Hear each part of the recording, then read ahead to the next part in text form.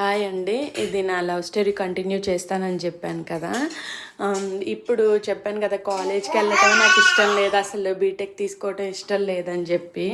ఎందుకంటే నాకు ఇష్టమైంది చదువుకోలేకపోయాను అని చెప్పి నాకు ఇంక ఇష్టం లేదనమాట. కాబట్టి ఇంక ఏదో అరకొరగా వెళ్ళాలి రావాలి అన్నట్టు చేసేదాన్ని.